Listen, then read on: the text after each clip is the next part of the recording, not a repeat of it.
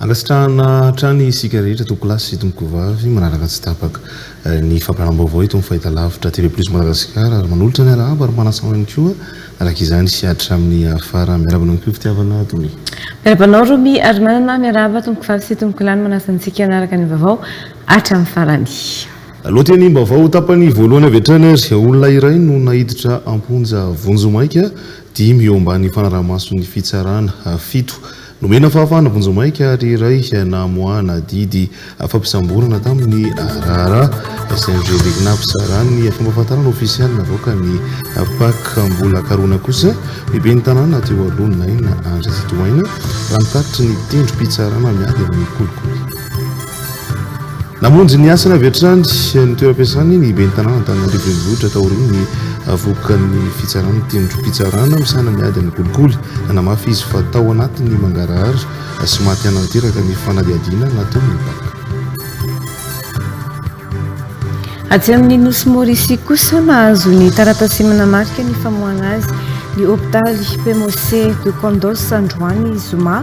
14 novambra 2024 ny mpandrarama amin'ny anara Vatomanga araka ny fanapakevitra ireo mpitsavo azy noho ny fiovana teo amin'ny fahasalamany dia nangataka ny amindrana azy amin'ny clinique premium indray ny tenany.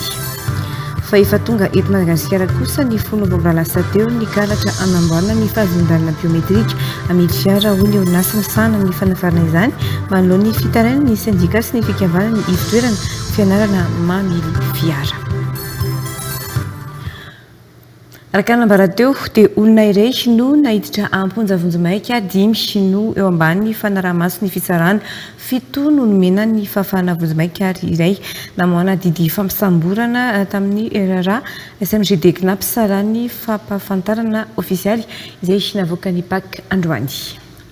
Mbola karona kosa ny ben'ny tanàna teo aloha 9 andra zitoaina raha nitatitra ny tendro mpitsarana miady amin'ny kolikoly fanarotana fisanana ndraikitra fanodikonona mbola mpanjakana sy fandraisana tombotsoa mifandraika amin'izany sy ny fanomezana tomandainy fifanolana tombotsoa famotsimbola ary fanotonana ny fizotry ny famotorana no aninjehana ireo vororoy ireo raha ny fanazavana tanteriny Eliza Herman. Natolotry ny Bianco ny fampanaovana ambaratonga voalohany eo anivon'ny tendrom-pitsarana manokana miady amin'ny kolikoly Antananarivo omaly ireo olona voaroroy tamin'ny raharaha KNAPS sy ny orinasa SMGD. Ity raharaha ity izay toy ny fitoriana napetraky ny sindikan'ny mpiasan'ny commune Antananarivo renivohitra sy Raharnirina Clémence mpanolotsain'ny commune makasika ny fanodikondinam-bola tamin'ny alalan'ny findramam-bola sy ara-dalàna tao amin'ny KNAPS nataon'ny orinasa SMGD izay mitentina 1 avrisa ariary ny taona 2024. Olona misy 10 no voaroroy n'ity raharaha ity ka ny 17 amin'izy ireo no nentina niatrika ny fampanoavana mbola karona ny ben'ny tanàna teo aloha 9 andra zitoaina raha ny fampafantarana ofisialy navoaka ny tendrom-pitsarana misana ny ady amin'ny kolikoly. Panararotana fisanana andraikitra fanodikodinam-bola mpanjakana sy ny fandraisana tombotsoa mifandraika amin'izany ny fanomezana tombondainy fifanolanana tombotsoa famotsimbola ary fanotonana ny fizotry ny famotorana no anenjehana azy ireo. Taorian'ny fisehoana voalohany teo anatrehan'ny mpitsara mpanao famotorana olona iray no nahiditra amponja vonjomaika 5 no mena fahafahana vonjomaika ambany fanaraha-maso ny fitsarana 7 no mena fahafahana vonjomaika ary ny iray namoahana didy fampisamborana mitoy ny famotorana hoy ny eo anivon'ny PAC. Fa namonjy ny asany avy hatrany ny toeram-piasany ben'ny tanàna Antananarivo renivohitra taoriany ny avoaka-pitsarana ny tendrom-pitsarana misahana ny ady amin'ny kolikoly. Nanamafisy fatao anatin'ny mangarahara sy ny matianina tanteraka ny fanadihadiana nataon'ny PAC azy nilaza ny ben'ny tanàna Antananarivo renivohitra fa vonona anao ny faraherin'ny miaraka amin'ireo mpiara-miasa amin'ny fanatsarana sy ny fandaminana ary indrindra ny fitantanana mangarahara ny tanàna. Gracia Andrezitoerny Ifasata. Ny commune urbaine Antananarivo dia mametraka an'izay fitantanana mangarahara izay ihany koa. Hitantsika ny zava-nisy nisy ny fiantsoana teny anivon'ny Bianco mba hitondrako amin'ny tompona andraikitra voalohany ny fanazavana momba ny fandaniana teto anivon'ny commune. noentina ny antota taratasy rehetra mirakitra izany ary nazavana tamin'ny atsipriany namalina ny fantaniana izay napetraka izy ireo. Isaorana ny teny anivon'ny Bianco satria tao anatin'ny professionnalisme no nanatanterahany an'izay fanadihadiana izay. Teo anivon'ny Paka koa dia nanao ny asany araka ny tokony ho izy ry zareo, isaorana an'izy ireo ny fanaovany fanadihadiana zany tao anatin'ny Mangarahara. Ny tenako amin'ny matompona andraikitra voalohany eto anivon'ny tanàna Antananarivo dia mametoky ny mponina fa anao ny farahieriko miaraka amin'ireo mpiara-miasa amiko mba anatsara, andamina ary ametraka indrindra kosa Mangarahara izay eto Antananarivo. Afa nahazo taratasy manamarika ny famoahana azy amin'ny hôpitaly Androany Zoma 20 Novambra ny mpandrarà Mamiaina Vatomanga araka ny fanapakevitra ireo mpitsabo noho ny fiovana teo amin'ny fahasalamany dia magnataka namindrana azy ihany ao amin'ny klinika Premium indray ny tenany fangatahana izay nahazo fanekeny ny fitsarana tamin'ny alalan'ny fiara fitondrana marary ary teo ambany fanaraha-maso ny FCC hatrany no namindrana azy Androany ratsika ny fanazoana. Hatramin'ny Zoma 7 Novambra teo no efa nanaraka fitsaboana tao amin'ny cardiac unit ny hôpital PMOC Akandos ny mpandrarà Mamiaina Vatomanga noho ny toe-pahasalamany. Ny mpandrarà Mamiaina Vatomanga izay niala tao amin'ny hôpital Dr AG Jitou ny Zoma 7 Novambra 2024 rehefa nanapa-kevitra ny fitsarana tao Port-Louis fa tokony tazomina amin'ny toerana ambenan'ny mpitandrina filaminana tao Vakwa Detention izy. Noho ny toe-pahasalamany nefa raha vao tonga tao an-toerana izy dia nafindra nanaraka fitsaboana mafy indray tao amin'ny cardiac unit ny hôpital PMOC Akandos hatramin'ny androany maraina. Androany Zoma maraina 17 Novambra tolakandro nahazo ny taratasy manamarika ny famoahana azy ny hôpital PMOC ny Akandos indray ny mpandrarà Mamiaina Vatomanga araka ny fanapakevitra ireo mpitsabo azy.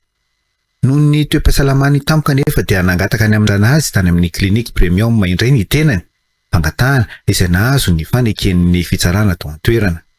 tamin'ny alalan'ny fiara fitondrana marary ary teo ambany fanaraha-masona FCC hatrany moa namindrana azy tao amin'ny klinika Premium indray androany tolakandro. Voilà.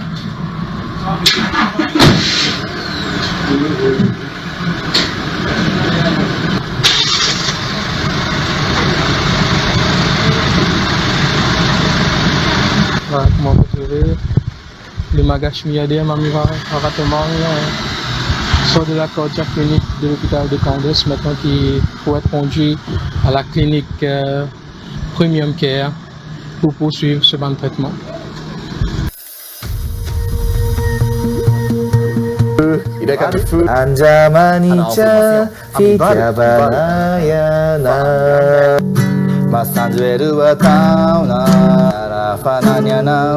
Antananarivo. Fona mampiasa taxi be. Fa tena sarotra. Eto Madagasikara misy fotoana gasy.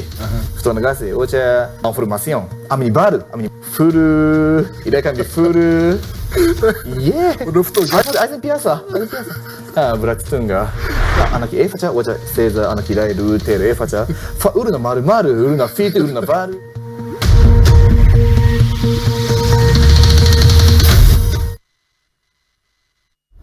Asaina trany isika rehetra naraka ny fetalavitra TV+ Madagasikara satria dia aoriana izao famparana-baovao zao na raha tsika ny zakay arkarozy nanasana ny Kenichi Kojo Oshi izay japonais miteny gasy iny. Vavavana amin'ny faritry Vakinankaratra tsy ola misy adiny no lavon'ny barany mpitandro ny filaminana ary efatra kosa no azo sambelona tomponantoka tamin'ny raha fakanankeriny iray mpandrarà tompona orinasa iray tao Antsirabe ny aliny alarobia 12 Novambra 2024 lasa teo. Avitra somatsara teo am-pialantanana andreo olon-dratsy ihany koa ilay mpandrarano ny brigady sy ny fanadiadiana nataony cellule mixte d'enquête izay fiara-miasa ny arahana ny polisy-pirenena sy ny zandary omaly fiara-miasa teo amin'ny polisy-pirenena avy amin'ny fitiavam-paritra sy ny filomenam-bahoaka vakinakaratra sy Antananarivo ary zandarmarie-pirenena tao Antsirabe no nazahoana izao vokatra izao raha nitatitra derin'ny mpanao gazety TV Plus Madagasikara ao Antsirabe. After somatsara teo am-pelatanan'ireo jiolahy ilay mpandrara tompona orinasa iray nisy nakankeriny teto Antsirabe ny aliny 20 Novambra 2024 lasa teo. Nidina teny an-toerana ny ray andraikitra avy hatrany ireo mpitandro filaminana taorian'ny fikaroham-baovao sy fanadihadiana nataon'izy ireo. Trano ireo teny avaty fotsy no voalaza fa nitazoman'ireo jiolahy ilay mpandrara araikitra avy hatrany ny fifampitofirana teo amin'ny rotota vatany vao tonga teny an-toerana ny mpitandro filaminana. Vogany jiolahy miisa roa ny lavo mibala amin'ny pôlisy, roa kosa azo samy belona ary ny 3 hafa tafatsoka tamin'ny fiara. Taorian'izay raikitra indray ny fifanenjena sy fifampitofirana teny an-dalana ary tsy lasa lavitra ireo mpakankeriny no fifehezam-mpitandro filaminana ny toedrara. Lavitany izany ireo jiolahy miisa 3 tafatsoka ary nahatrarana basy fitakasy miisa 2 sy basy polenta tany amin'izy ireo. Teo amin'ny andro amin'ny 10 alina teo izy io. Vao naheno anay nidina izy dia tonga dia nitifitra. Dia tsy maintsy niaro tena ny polisy-pirenena dia sy ny gendarmerie-pirenena dia namaly nitifitra ihany koa zany. Tao anatin'izay fotoanandro izay no neutraliser zany ny olona anankiroa, maly franc anankiroa neutraliser tamin'io dia nisy olona koa tratra sambobelona anankiroa dia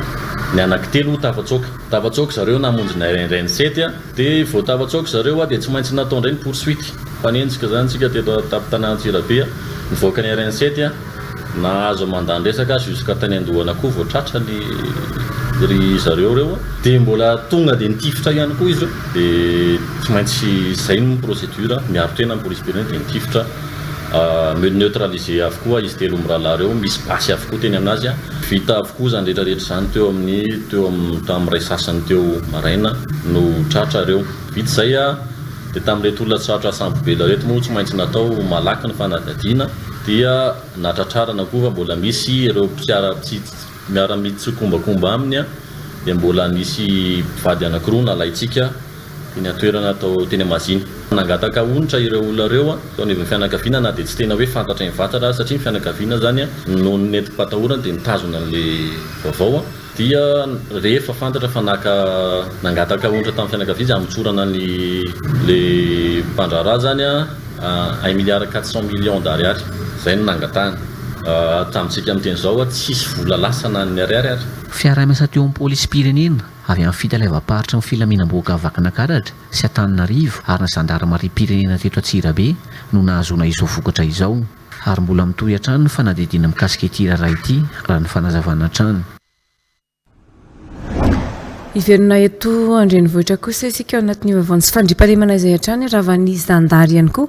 ny tambazotra ny jiolahy mpanafika any amin'ny faritra Atsimondrano sy Mandina taorian'ny fanafiana izay niseho ny alahady 9 Novambra lasa teo teny Ambomangidy ao anatin'ny komina Ampitatafika nitarika tamin'ny fikarohana ireo jiolahy ny fanatritrarana ny iray amin'ireo jiolahy mpanafika ny andron'ny fanafiana ihany fitaovam-piadiana samihafa fitaovana fampiasa amin'ny fanafiana ary finday maro ifanakalozana vaovao sy fakana sarindreo toerana hotafiana no tratra tany amin'ireo jiolahy misy savalo voasambotra ireo mamitsina andrembolona omikarana Eltsona.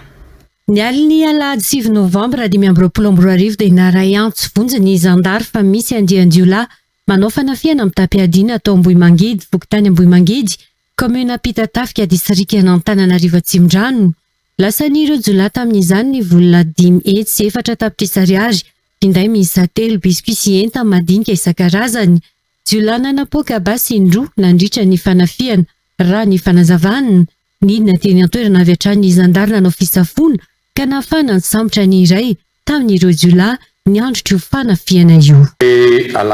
Alahady fa 9 volana Novambra ifony alatsinainy lasa teo dia nisy ny fanafiana amin'ny tapiadiana izay nitranga tao amin'ny fokontany Ambohimangidy komuna Ampitatafika. Rehefa nahazo ny antson'ny fiarahamonina moa ny zandary izay efa teo am-panatanterahana ny fisafona dia tonga ara-potoana ka teo no natratrarana ny ray tamin'ireo mpanao fanafiana amin'ny tapiadiana. Nanomboka teo moa ny fanadihadiana izay mitondra tamin'izao vokatra izao natratrarana ireo mpanao fanafiana amin'ny tapiadina ka nazahoana ny basy mahery vaika basy tao tanana ray moa zany sy bala maromaro misy revolver anankiray ihany koa ary misy reto telefona marobe sy odigasy sy fitaovana zay azo entin'ny zareo amin'ny fanatanterahana ny asa ratsy izay marina moa fa ireo no andianjola mpanao ny fanafiana amin'ny tapiadina tamin'iny faritra Atsindrano Itosy sy Fenoarivo iny ary mbola misy moa zany ny fanadihadiana mbola mandeha ny fikarohana ireo namany sasany. Jiolahy misaina no voasambotra niaraka tamin'ny entana nangalarina sy chargeur PA anankiray ny alakamisy 13 novambra 2024 kosa indray no tratra tao ampitatafika ny olona miisa roa niaraka tamin'ny basy vita gasy, bal, basy poleta misy balany bokadimy. Fomba fiadin'ireo andian-jiolahy ireo ny fitiliana mialoha ireo toerana ho tafiana mampiasa fitaovana karazana marany koa izy ireo amin'ny fanatanterahana izany. Reto hitanareo maso eto zany le tratranay tamin'le olona voalohany ny andro alahady alina tokony tamin'ny 12 alina dia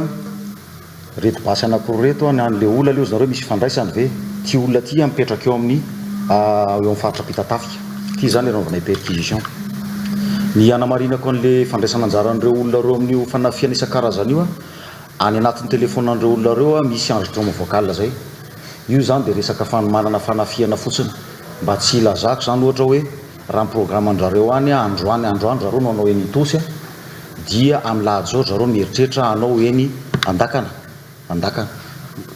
dia any amin'ny telefona Android anjalareo koa rehefa sokafana tsy maintsy maka sary foana zalahy isaky ny anao ataka dia rehefa mahavita fanafiana indray izy dia maka sary tonga dia mbo fandriana vola ao zany fa tsy manam-potoana moa tsy kijery anazy dia arak'ile tenin'le tonanto hoe mbola misy namany ty zao ohatra velona tamin'ny perquisition nataonay ty neny ty zao ohatra velona perquisition nataonay zao ny zavatra misy reto kavolona reto reny kavolona dôly toerana fasiana vola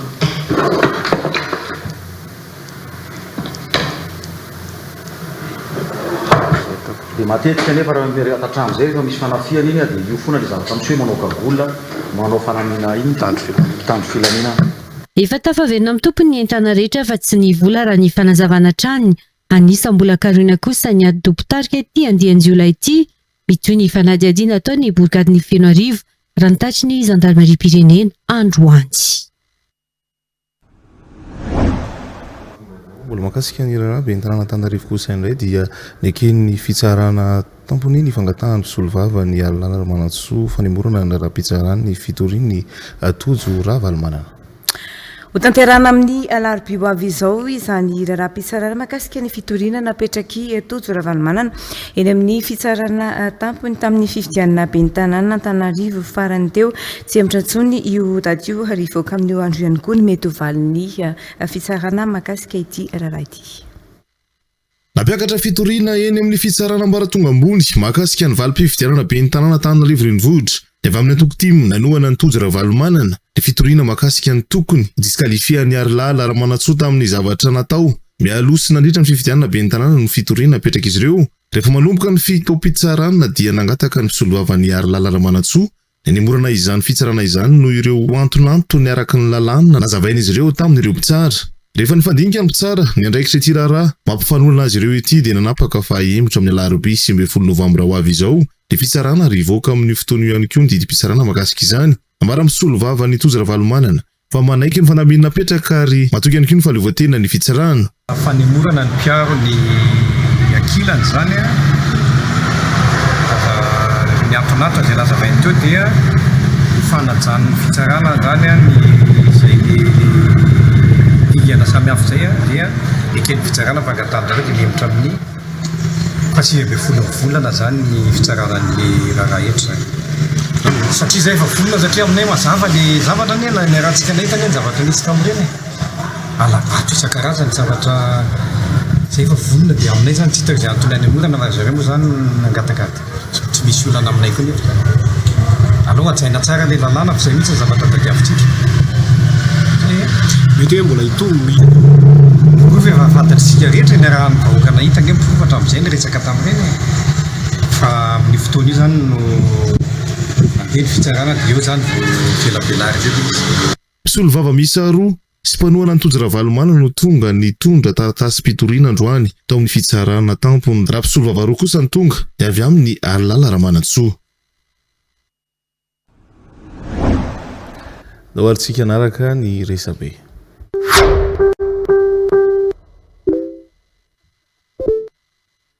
Pejy Bossy Best ireto zany momba ny fandehan'ny Rara Knaps SMGD. Ireo 10 sous contrôle judiciaire Randria Nantenaina Jimmy, conseiller spécial maire, Chan Chin Yu Beatrice, ancien administrateur en Knaps, Louvassoufeta Arnour, membre en CA Knaps, Ravelson Stéphane Eri, membre conseil d'administration, Andria Manouni Thierry Ridzarilal, DG SMGD. Mandat d'arrêt, Kous Wani Naina Andritstwain, Niambna liberté provisoire, Anisanzani Ni maire Alala Ramanantsoa sy Claudia Andriatstwain. Placé sous mandat de dépôt Kous, ny tare général ny Knaps teo aloha Mamy Rakotondraibe. Ny pejy 24 heures mada solombavambahoaka Mahavitara Sylvestre nigadona tany Vangaindrano androany toerana izay nahavoafidy azo solombavambahoaka mariana fa nitoboka ponja ny tenany mialohan'ny fifidianana solombavambahoaka farany teo. Lany anenefa izy na dia tsy nanao fampelezan-kevitra azy miarady aminy any an-toerana filohan'ny anteny mera Pirenena sy teny Randrena Soniaiko sy ministra maromaro. Ny pejy 24 heures mada tontosan'ny fametrahana samboady ny solombavambahoaka Mahavitara Sylvestre voafidy tao Vangaindrano sy ramatoa vadiny Laurentia Ravelonarivo izay ben'ny tanàna ao an-toerana ihany koa. Ny pejy Bossy Best mpampianatra ao Soneranifongo afatra miampina voaray manao antsoavy amin'ny rehetra manoloana ny fikasan'ny solombavambahoaka ao Soneranifongo ametraka ireo chef Cisco rehetra ao amin'ny distrika io. Hoy izy ireo mitady hanao kolekta na signature ingay député ka ho ampiasainy amin'izay tiany hilavana azy ilay olona avy eo hanomana ny mandat faharoa amin'ny députation. Mila mitandrina isika mpampianatra mangala onindra fiovana izao ka mila manova toe-tsaina. Ny ministra no manana fahefana anendry ny chef Cisco fa tsy ny solombavambahoaka ka tsy tokony mitabaka amin'izany ny député. Aza manaiky rebereben'ny ireo député ireo isika mpampianatra fa caméléon izy ireo ary zatra lalandrininy mbola manonofy atoandro zatrany hoe QGN Arena no manolotra ny chef Cisco amin'ny alalan'ny anaran'ny atolotr'ireo député Irmar. Efa vitany amin'ny reny efa fitondrana fanavaozana isika izao.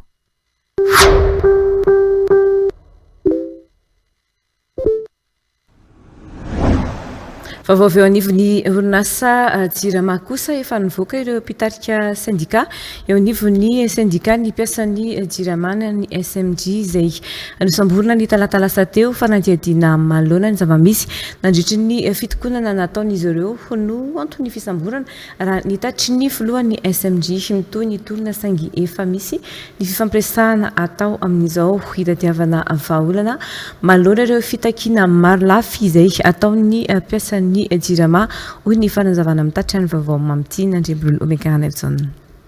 Anisan'ireo voasambotra ny alarobia teo ny filohan'ny SMG no tanina teo amin'ny polisy Pirenena teny tsara lalàna izy nanaovana fanady adiana araka ny nambarany. Efa nisy ny fifampiresahana natao tamin'ireo mpitondra isanambaratongany ka nahatonga izao famoahana ireo mpitarika syndika no samborina ireo izao. Ny toean'ny fitakiana zany izy tsy mijanona aloha ary isaoran'Andriamanitra fa efa tafitana amin'ny fitondram-panjakana. Hotohizana ny fifampidiniana indrindra ny andatabatra boribory makasika an'ireo fitakiana izay tena hoe mbola tsy mivaly zany dia atao ny fifampiresahana. Tsy misy zavatra moa tsy vitan'ny fifampiresahana amin'ny fifamolana izy. Ao anatin'izay fiandrasana ny fifampidiniana izay isika hoe inona zany ny tohany. Satria vao androany moa zany vao vitany teny fitsarana dia hitatsika. Nanamafy hatrany tokony isokafan'ny rehetra amin'ny fifampiresahana ny SSM na ny farabolana sindikaly maloana ny fitakiana samihafa misy atao andreo karazana sindika ny fifampiresahana no varavara ny famahana olana ho iatrany izy ireo. Nisy dia nisy tokoa zay fifampiresahana zay tany ambony rehetra tany nahitana an'izay vahaolana nahafahana mijery ny kahan'izay. Araka ny tenin'ny président Mora teo dia ny toyan'olona zay eo anivon'ny orinasa JIRAMA dia miova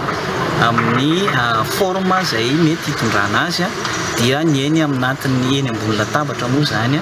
satria ny antony dia araka le tenenina teo hoe miezaka na izahay eto anivon'ny SSM zany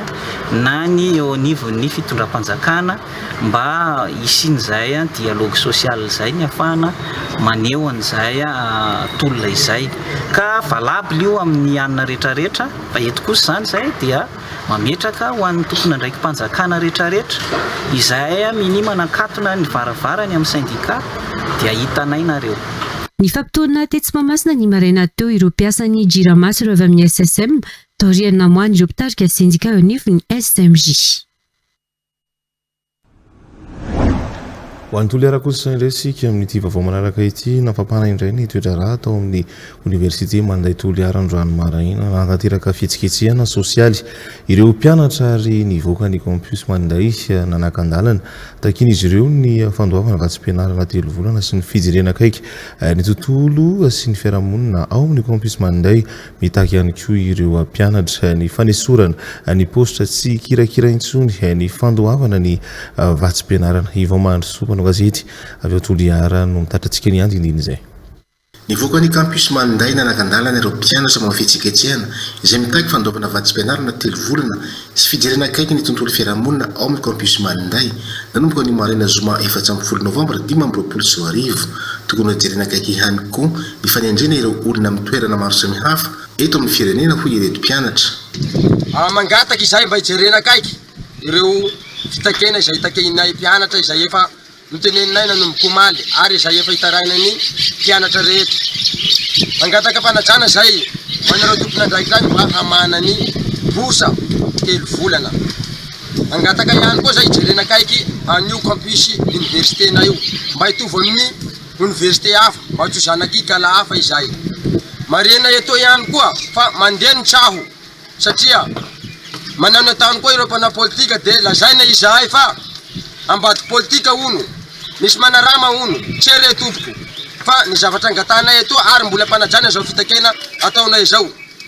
valinareo tompona andraikitra ihany ireo zavatra angatainay dia mijanona izahay dia ho antsika mpianatra ho anareo tompona andraikitra ato amin'ny université fianarana no fotodianay etoy manomboka an'io na dia mandeha ny tolona dia tsy misakana ireo namanay izay manao soutenance izahay tompo tsy sakananay koa ireo namanay izay manao ny fanadinana fa ho an'ny mianatra kosa dia tsy ekeninay fa tsy maintsy miaraky mitovy firak-hevitra aminay. Mankasitraka tompo dia manantena valiteny mahafapo raha ohatra ka tsy misy valiteny mahafapo dia hiakatra hatrany izao fitokonana ho ataonay ka mialatsiny sady re tompo. Mbola nanamafy ireto mpianatra fa takin'izy ireo ihany koa ny fanesorana ny postra tsy kirakira ny fandoavana vatsim-pianarana intsony. Fiekena velively na hanakory ny hamboram-piamany boursanay any amin'ny posta satria sy ahitana vahaolana intsony aho ampijanao presidansy mba hahafanay ihady izay tena tombosoanay amin'ny presidansy. Fiekenay koa ny hekarany inscription zay miaka sisy atao isatao boursanay sisy fiakarana raiky inscription ty manao ataony avao tiana sy hay sy mahazaka an'io intsony. Voalingelina ny fifamoivoizana ety manday nanomboka ny maraina teo hiamafy ny fitakiana hoy izy reto hatrany.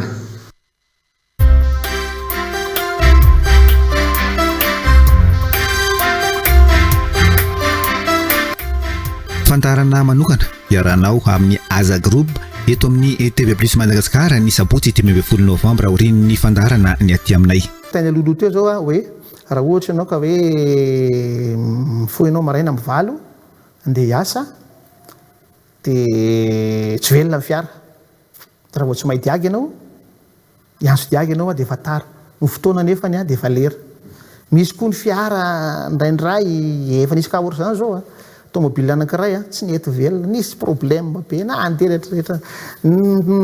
telo andro efa nandeha sao dia farany babena nodina ka dia Tananarivo tonga dia Tananarivo amin'izay natao ny diagnostika capteurna vilebrequin no maty nefa capteurna vilebrequin 100 000 ariary vita 100 000 ariary ny fotoana lany a de ny zavarehetrarehetra hoe ohatrinona mibaby an'iny fiarina vanina ka ty zany mbola izy daholy aza tonoana ary fandarana manokana iaranao amin'ny aza groupe eto amin'ny TV plus Madagasikara ny sabotsy 10 novambra 2024 aorian'ny fandarana ny aty aminay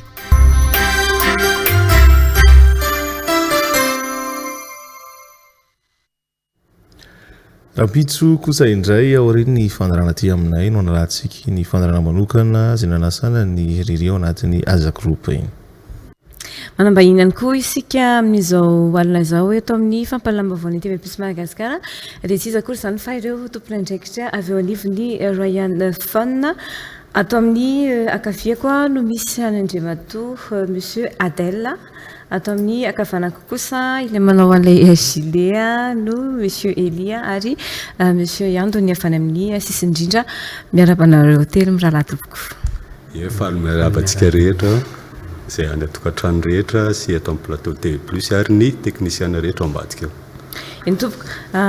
tsara mpahafantaritsika ny mpijery hoe ina tokoa moa izany ity Royal Fun ity fantatra izy fa mivarotra finday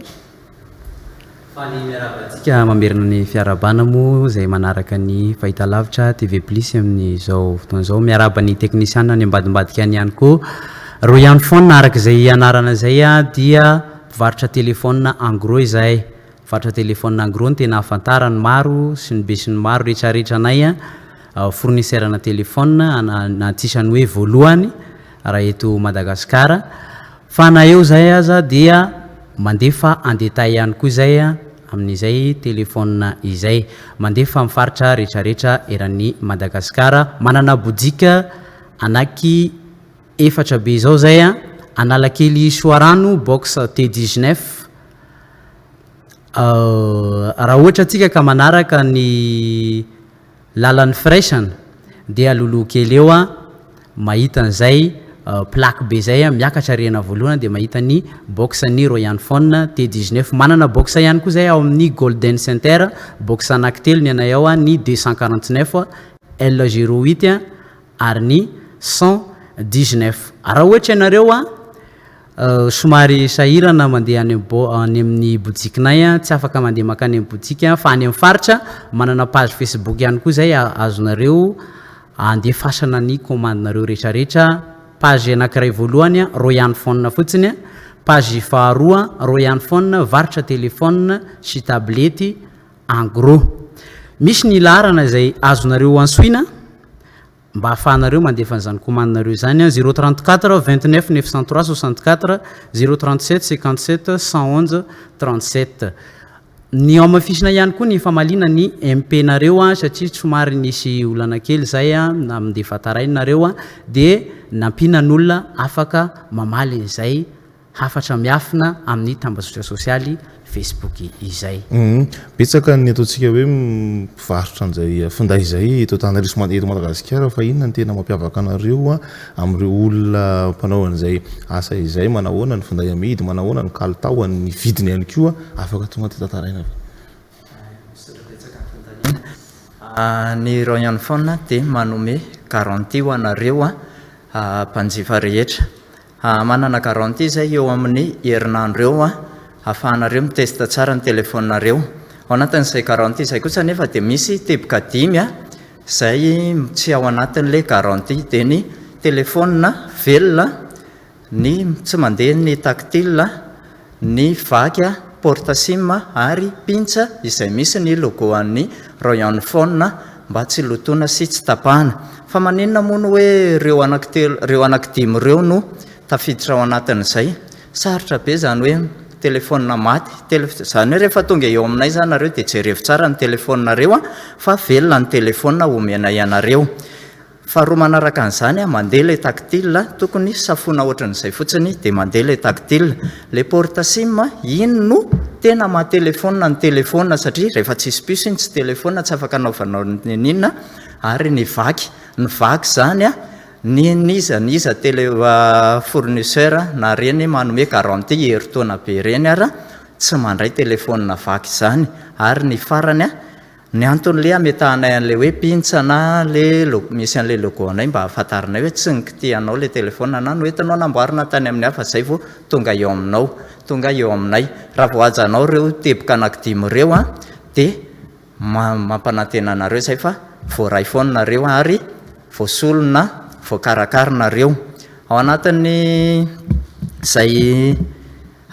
teboka dimy zay a dia apetraka anay amin'ny facture mazava tsara mihitsy ireo teboka dimy reo mba tsy hanano sarotra anareo no mijery anazy zany hoe tsotra kely fotsiny zany raha ve telefona ao aminay nareo a jery telefona velona mandeha ny taktila jerena ny portapus ahodinao fotsiny tsy misy vaky ary le pintsy apetaka iny manaraka an'izay sady tonga dia resahaka ihany koa makasika an'le misy lalao ataonareo mazava ho azy inony zay zavatra izay araka nyvoalaza efa tamin'ny 1 novembre teo tamin'ny latsinainy efa manomboka official zany ny lalao ticket royal eran'ny box rehetra izy io box T19 249 L08 box rehetra zay voalaza ny namako teto efa any paritaka any ticket royal ty eto ny anaranao sy ny numéro anao dia tia noentinao dia tazomy tsara ny ticket sao de very satria izy io hatramin'ny 13 décembre zany eran'ny box zany paritaka fony izy io ny lalao misy fepetra io ny fepetra voalohany facture ray égal ticket royal anankiray dia ny grossiste raha vaovao ianao afaka misitraka an'izay koa fa ny tena ciblenay amin'io zany dia ny mpanjifa na mampiasa tsotra finday zany le détail mividy en détail zany dia 24 décembre ny tirage n'izy io tirage officiel nio ny hoanareo zay mividy en ligne araka ny ao anaty page nareo mividy en ligne iny koa nareo manerana amin'ny faritra afaka mandeha ny livraison dia azonareo koa ny anjara tikenareo fa amin'izay fotoan'izay nareo tsy hoe hiakatra ty fa afaka tsonay nareo raha nareo no mahazo an'ilay loka voalohany Google Pixel dia ho an'ny faharoa ny Redmi ho an'ny fahatelo le Benko dia ny amaranako azy ny roa volana farany zao araroa dia fa misy ny resaka promotion be dia be miaraka amin'izay lalao zay dia misy koa ao anatin'izay lalao zay misy ny ohatrany hoe lalao kely miafina rehefa tonga ny tirage misy lalao hafa koa zany ao anatiny ao fa mbola miafina izay feno dia feno ny fanazavana fitiavana dominy laharana ihany koa efa hitantsika misoratra amin'ny fahitalavitra io raha toa ka lina amin'izay isika dia saina anjifa io ihany koa ny fiantsoana azy ireo aorian'ny fampalalamba avao dia afaka miantso mazava loatra sy mifandefa hafatra ao anatin'ny tambazotra serasera makasitraka indrindra ny vahiny teto aminay andro ihany foana ny tompoko misaotra anareo teto amin'ny plateau nandray anay androany misaotra ny technicienne dia misaotra anareo mpijery ihany koa na eto toerana na any amin'ny faritra rehetra ary manentana anareo any amin'ny faritra zay satria manomboka 10 alina monjy ianao dia fa azo an'ny ticket royal io dia kompatanana ho an'ny DG mivady dia ho an'ny équipe androany foana rehetra toerantsika to anatin'ny fampilalamba vaovao mitaky ny ampitsaharana ny fampiasana ny taratasy fahazahoan-dalàna mitondra fiara biometrika ny syndicat sy ny vondro ny fitoerana fianarana mamily fiara manerana ny Madagasikara androany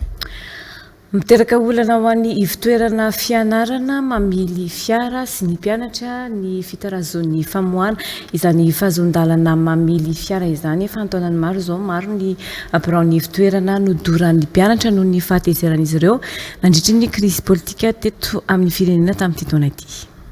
taratasy fanamarinana vonjo maika ny fananana fahazon-dalana mitondra fiara na ny antsoina hoe certificat de conduite provisoire no nampiasaina teto Madagasikara nanomboka ny taona 2024 no ny olana tamin'ny famatsiana ny karatra biometrika teto an-toerana araka ny tatry ny syndicat sy vondry ny fitoerana fianarana mamily fiara androany efa talohan'izay aza no sedra olana ny mpianatra fampanadinana familiana fiara tany amin'ny faritany sasany miteraka olana ho an'ny fitoerana fianarana mamily fiara sy ho an'ireo mpianatra afampanadinana nefa io fitarazon'ny fivoan'ny fahazon-dalana mamily fiara biometrika io le mpianatra tsy malalina hoe ny centre matriculateur manome permis fa mifantatry indreo no atao école dia zay foana zany no tonga avany lefa tsy azony hoe mbola tsy nahazo permis zay mbola tsy nahazo permis zay nefa anao miteny azy ny centre matriculateur midélivre an'io fa ny vahoaka tsy malala zay fa zay le auto école no fantany mampianatra anazy dia tokony hanome anazy an'le permis dia ina mandeha am'izay le resaka mandeha le bosa oray dia miena tanteraka ny isan'ny olona hoe inona moa ny diranay hianatra auto école na ny permis azy nera tsy izy akory fa certificat dia vao maika izy mampitomba ny kolikoly tsy lasa mitady lalakafa ny olona azahoana an'le biométrique. Manoloana ny olana nateraka ny tsy fisiany ny karatra biometrika sy ny fitarazony ny fahazon'ny mpianatra afa-panadinana familiana fiara, ny fahazon-dalana mamily fiara, mitaky ny ampiatoana ny fampiasana ny karatra biometrika izy ireo ary miantso amin'ny ampiasana ny endrika fahazon-dalana mamily fiara vita amin'ny baoritra. Mba jereo akaiky re manjoanay sy le vahoaka mpanjifa satria ny permis provisoire no natao ohatrany hoe balsama nandaminana le tsy fisiny le permis biométrique any amin'ny faritra nisy 2021 voalaza teo Morondava 2016 nidoran'ny olona le auto école satria everiny fa hoe mitsokombakomba amitrareo dia ny zavatra olana metraika aty aminay dia hoe zahay mihitsy ngeny tsy mahita client firitsony satria ny olona hianatra ve nefa tsy hisy zavatra ho amena azy rehefa avy eo. Le olona koa entiny tadiavana asy iny critiquen'ny mpampiasa foana le atao hoe capacité tsy hafahafa zay le izy donc noho izany tsy mety tsony fa ajanony aloha le biométrique alors iroso amin'ny baoritra zay misy taloha fa sécurisé kosa sécurisé zany hoe misy rivet misy QR code ary misy ny atao hoe cachet sec. Anisan'ny fototry ny kolokolo samihafa ihany koa ny fahatarana amin'ny fanomezana ny fahazon-dalana biometrika mamily fiara hoatran'ireo syndicat sy ny fikambanana ny fitoerana fianarana mamily fiara androany.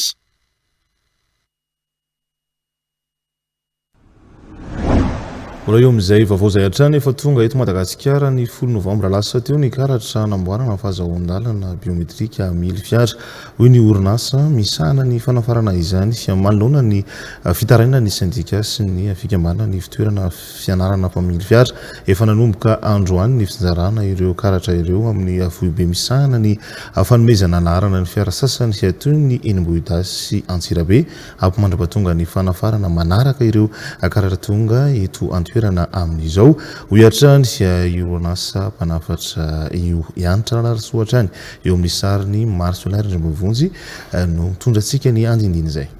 Ho an'ny fahatongavany carte biométrique efa tonga teto toerana tamin'ity voamirty ilay carte biométrique eo andalana tsinjara azy zay eo amin'ny centre matriculateur eraky Madagasikara efa nisy ampahanasa ho an'ny centre Alambra Atsirabe eraky Tananarivo dia eo ampandefanana any amin'ny faritra zay amin'izao fotoana izao. Misy mbola misy apahana zany efa tonga dia misy apahana mbola nivoantoana dia ny afaka teneniko namana dia hoe misy efa isa ampy ahafahana mameno izay banga teo aloha zany ary ny apahana manaraka misy ho avy indray dia tokony tsisy rupture zany dia izy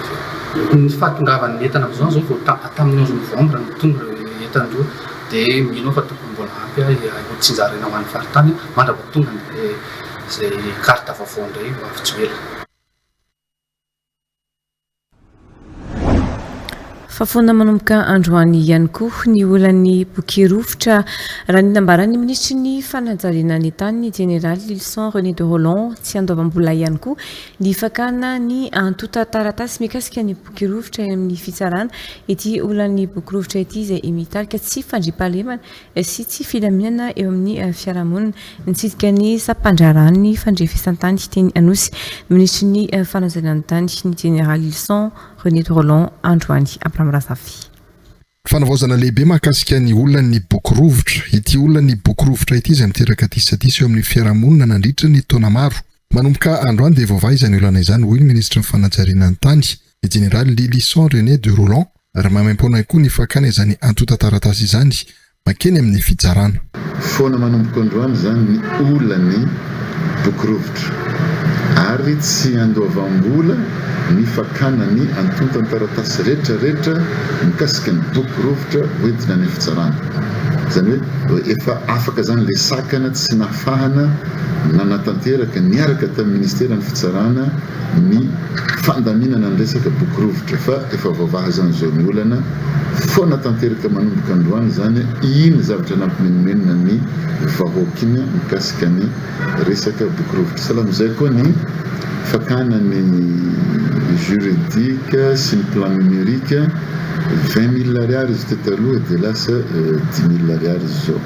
Namoraina ihany koa ny fahazahoan'ny malagasy sy ny tany raha nambarany. Sina zany manomboka zao dia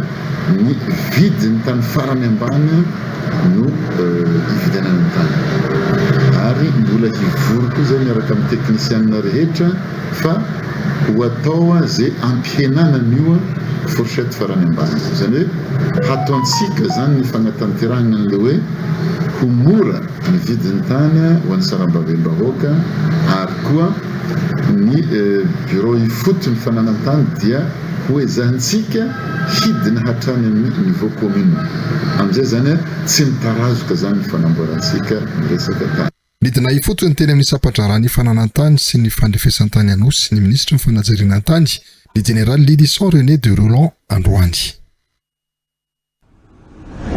Vao fahasalamana kosa indray verina iasaina amin'ny hôpitaly Mpanjakana sy ny tobim-pahasalamana samihafa manomboka ny alatsinainy ho avy izao ny mpianatra mpitsabo taorian'ny fitokanan'izy ireo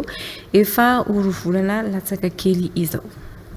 Efa nisy ny fionana tamin'ny ministry ny fahasalamam-bahoaka ary nanatanteraka fifanarahana ny rotota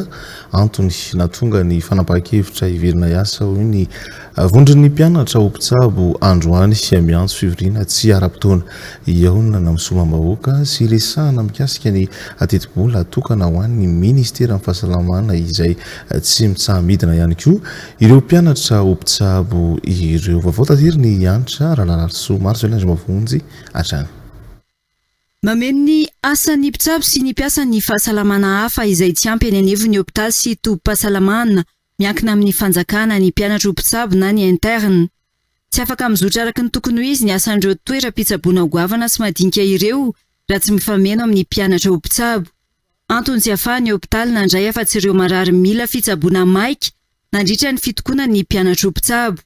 Taorian'ny fitokonana naharitra efa ho roa volana iverina iasa manomboka ny alatsinainy ho avy izao ny mpianatra ho mpitsabo. Taoriny ny fahatanterahana ny protocole d'accord izay niarahana tamin'ny ministera fahasalamam-bahoaka dia nanapa-kevitra ny interne fa iverina hamonjy ny asa manomboka ny alatsinainy fa 17 ny volana novambra ho avy izao. Ny voarakitra amin'ny protocole d'accord eo dia netahetanay ny hanatsarana ny fitsaboana sy ny fahasalamana eto Madagasikara mba hametrahana mpitsabo marina sy toeram-piasana marina eto Madagasikara ka voaraikitra ao anatin'ny protocole d'accord eo ny fahavonona ny ministera ny fahasalamam-bahoaka hanampy amin'ny fitakiana izay ataonay. Vao maika ny ena ihany koa ny tetibola atokana ho an'ny ministera ny fahasalamana raha ny voafaritra ao anatin'ny volavolan-dalàna mifeny tetibola ho an'ny taona 2024. Miantso fionana amin'ny anteny mera-pirenena ahafahana mandinika mikasika ny olana ny fahasalamana eto Madagasikara sy ny antony tokony hampitomboana ny tetibola ho fanarenana ireo lesoka araka izany ny mpianatra ho mpitsabo. Budget santé izay latsaka ambany dia ambany tokoa satria 5,43 raha ho tokony 15% ny normal amin'ny OMS dia zavatra izay mba ahafahany atonivon'ny ministeran'ny fahasalamana manatsara ny fahasalamam-bahoaka ao anatin'ilay fitakiana izay satria raha tsy miakatra ny budget natokana ho an'ny fahasalamana dia tsisy fivanany eto amin'ny fahasalamam-bahoaka eto Madagasikara. Entsika fampalama-baovao kosa zary dia ireo faneho-kevitry ny olona atao amin'ny Radio Plus 100.2 FM ao anatin'ny fandarana demokrasia mivantana izay niompy tanteraka mbola ao anatin'ny fianam-pirenena hatrany izany. Demokrasia mivantana. Fandarana mivantana amin'ny Radio Plus 100.2 FM. Isanandro amin'ny sivora sy sasany maraina. Oui, Monsieur John navena tsy lazaina. Tokony tsy mahazo milatsaka kandida intsony ireo izay efa nirotsaka teo aloha. Ianareo rehetra na le mpitondra teo na le mpanohatra teo aloha dia lasa mpitondra amin'izao fotoana zao dia tokony tsy mahazo milatsaka mihitsy niza indrindra ireo olona mandray anjara amin'izao fitondrana izao fa betsaka ny tanora fa manampaizana azy vonony hitondra an'ity firenena ity izy olona tsy mbola niseho tele tsy niteny tamin'ny micro na télévision na raha tsy mbola mipotra gazety reny ny tokony olona lataka ho candidat ho vodina filoham-pirenena. Démocratie mivantana. Hoy kosa Monsieur Raharson avy eny am-bypass ny orinasa no tokony andony karama mpiasa tsy midika hoe ny olona ny tompon'ny fitaovam-pamokarana. Ny orinasa no tokony andony karama mpiasa manomboka amin'ny ambany indrindra hatramin'ny ambony indrindra fa tsy napetraky ny fitondrana zavady indrindra ny vazaha DG ary ny orinasa no azy tsy nandony karamany afahafa be zany aminay tsy lojika mihitsy tsy ny orinasa ny tompon'ny fitaovam-pamokarana. Démocratie mivantana. Fanovana no tanjona fa tsy tokona intsony hoy Madame Rova avy eny Ambohimangakely. Nahe zany aza mitokona satria fanovana no ny tanjona teo tsy tsisy nanao propagande na fanatenanareo le syndicat ndikama normal mihitsy izy ka samborina ny antony na mpiorory vahoaka izy an'olona dia lasa nanangon-drano vinto bidon fa eo tapahany jikama ny jiro sy ny rano. Démocratie mivantana.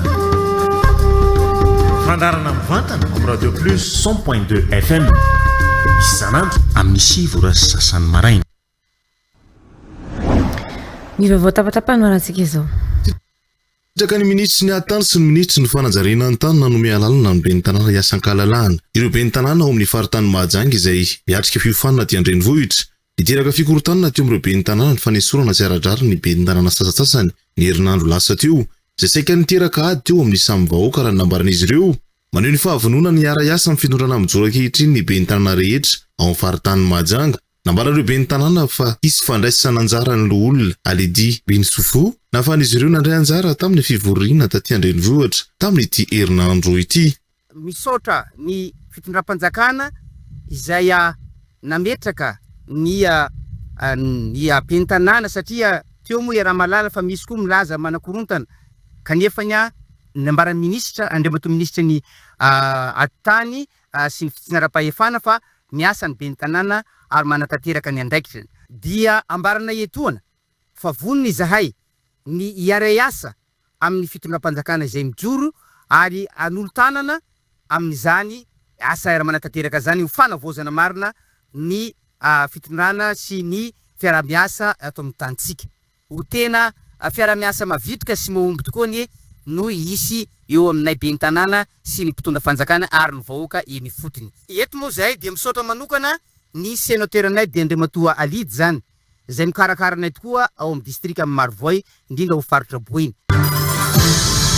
Fokontany misa efatra anatin'ny commune Ambohijanaka anatin'ny distrika Antananarivo Atsimondrano no misitraka asa fanamboaran-dalana hoy ny ben'ny tanàna. Ireo lalana tena be mpampiasa ka nampitaraina ny mponina no atao lara-pameana tambirina ndraikitry ny commune izay vola avy amin'ny kitapom-bola ny commune Madiodio no hanatanterana ny asa. Saika niompana amin'ny asa fanamboaran-dalana izay mampikaikaiky ny mponina ny fahasimbana ny 700 ny fampiasam-bola ataon'ny commune Ambohijanaka tamin'ny tsy taona 2020 ity hoy hatrany ben'ny tanàna. Eto anivon'ny commune rurale Ambohijanaka dia raha mampikaikaiky amin'ny vahoaka tokoa raha ny ratsy ny lalana.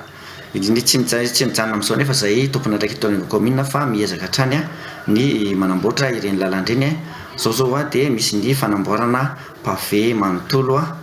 ny ireo izay tena hita fa dia tena ratsy tanteraka mampikaikaiky ny mponina mpampiasa izany. Mariana etona fa ny volan'ny commune Madiodio no nampiasaina amin'izany fanaovana ny pavé izany ary fokotany ny aksa principal moa zany zay mandalo matomboka eny amin'ny fokotany Tsilazaina, fokotany Ambatolampy, fokotany Namalaza dia misy koa ny eo amin'ny fokotany Maimandry ary mifarana eny amin'ny fokotany Ambodikondro moa ny fanaovana izany asa pavé izany. Marina etona fa dia vola Madiodio amin'ny commune tamberina ndraikitra avy amin'ireo asa mpiasa ety anivon'ny commune izany no anaovana tanterana izany asa izany.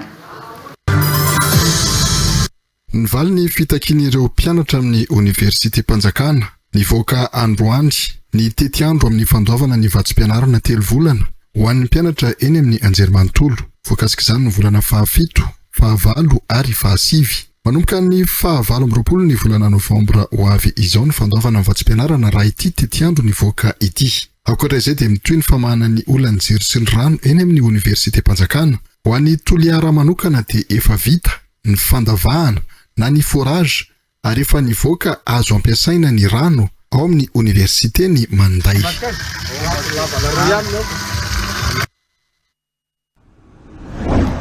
Daorantsika anaraka ny voambolana.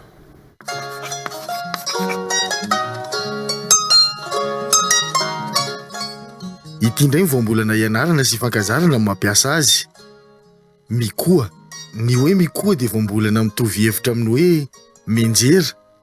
mikorosy eo an-toerana, na hoe miletsy na miotsaka. Amin'ny fiteny frantsay ny malaza azy dia hoe s'ébouler, s'écrouler na koa hoe tomber par pont ou par plaque. Voambolana izay azo ampiasaina amin'ny andavanandro ohatra ao anatin'ity fehezanteny manaraka ity rehefa amin'ny teny malagasy. Jereo fa mikoa ny lalitra ka tokony hosoloina, tandremo matianina no alaina manamboatra izany mba haharitra ny asa. Hitantsika ihany koa io voambolana io ohatra ao anatin'ity fehezanteny manaraka ity rehefa amin'ny teny malagasy. Tany Torkia,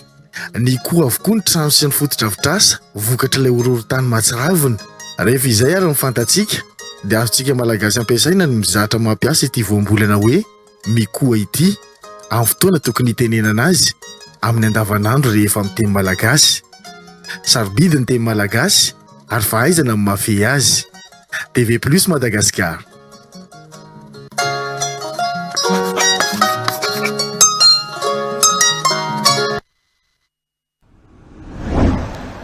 Kosa isika izao hijery ny eo raha hoe.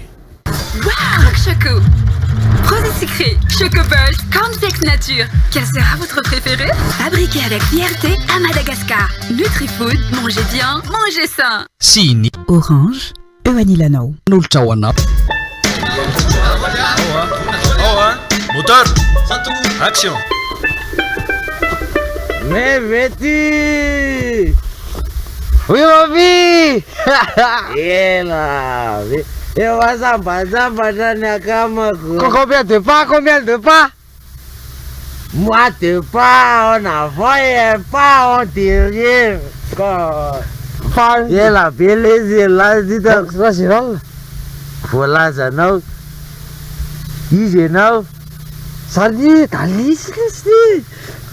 famille pantum miaraka milamy to lamy sasady ka sarery ela io inena la io mba dimy misy toka misy tsakiny tsaky da vahoana diso man tonga de kalainy be avy etrany ana vao maka hita amiko Ray, ino reto? Ariko mamy be nareo zany a.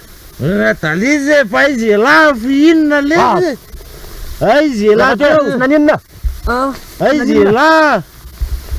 talize na koa trantsaziko miakavy anao de peo mekavanana tapoka azako izy fanina mbola fanina ahoana lezy azanony le toka tena tsy zaka tsony le toka tena mamy be loatra distory zareo rola inao angano donay zoky tena mambola tena maty amin'izany nareo farany a lao mandady mandeha mody de tsy atahorana ny accident mangalano aina tena mamy be mihitsy nareo tena basy ty vokovoko mango ity tsy mizoto toka zay tsy sosoko toka tena tsy anankiray fa tena direnina fa dimy misy aloka de dimy misy aloka am'le mahera le toka ajanony le toka fa tena tsy zaka tatero zay dadadoso misy manendaka jeloha tapy am'le toka andalisy to de tatanako anao tatanako izy tena mamy nanamody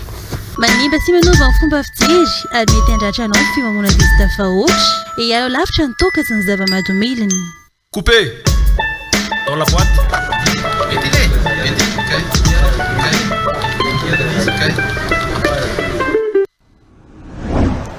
zay ihany koa no ametrahako ny mandrapitafa ao amintsika rehetra ny tokantrano ny tenako mame fotoana antsika rehetra amin'ny alahady ho avy zao indray amin'ny anorariva ao anatin'ny fampiaraham-baovao ara-panatanjahantena fitiavana tony kosa hitondratsika ny songadina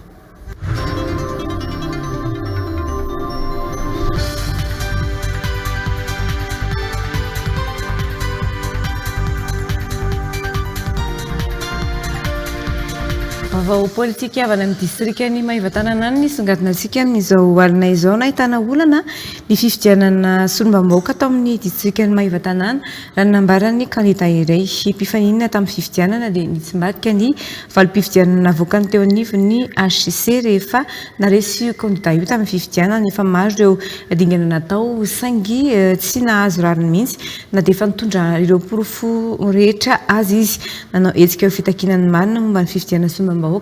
no tanterahana farany teo amin'ny distrika Maivatanana araka izany izy ireo omaly mamijiny Andrembolona Omekara Efson.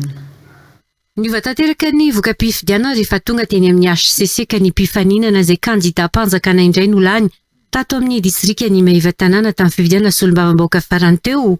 Kandida tsy miankina nefa no lany tamin'ny fanisam-bato sy ny fitanana an-tsoratra navoaka ny seny Maivatanana sy ny seny nasionaly. Nisy ny fanodikodonana ny savidim-bahoaka tamin'ny fifidianana hoy ireo mpifidy. Tsisy na dia iray aza hoe bureau de vote tato amin'ny district tato amin'ny commune 7 ka nahitana na nahenao na anomalie. Profon'izany ny PV rehetrarehetra tonga atao amin'ny CRNV atao amin'ny renivohitra Facebook dia tsy nahitana an'izany anomalie izany na dia iray aza izany hoe iray esa daholo izany ny voka-pifidianana manerana district ny Maivatanana. Akory anefa ny agagana alahelo sy alahelo ny vahoaka ny Maivatanana izay pasy ivokely fa eto amin'ny renivohitra Maivatanana tompoko renivohitra Facebook ty misy ny olona chef de service manam-pahaizana indrindra tompona raikitra ambony amin'ny fanjakana nefa dia niverezina zo. Nanao antsony mba hanaova ny HCC fidinany fotony amin'ny toerana izay voalaza fa nahitana fifanilana raha-pifidianana ny kandida solombambahoaka eto Maivatanana tokony nisy ny fanadihadiana natao indrindra fa efa maro ireo dingana natao ny tondrana porofo amin'ny tsy ara-dalàna. Mangataka nareo nareo amin'ny HCC zany mba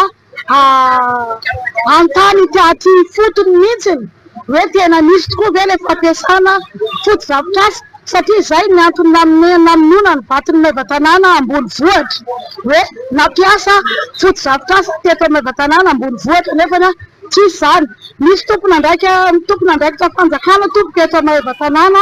afaka zany nareo manao fanadihadina satria tokony ho hita zany tokony ho eny zany raha misy ny fampiasana foto zavitrasa fanjakana ka jereo akaiky izay eto Maivatanana fa malahelo raha ny olona lanim-bahoaka kosa no lasa olona hafa indray miapetraka eo.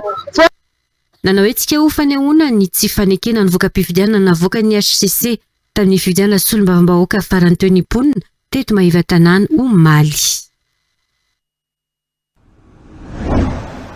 Izay koa no marina ny fampalam-baovao amin'izao alina izao mankasitraka isika nanaraka izany hatramin'ny farany viloma tompoko.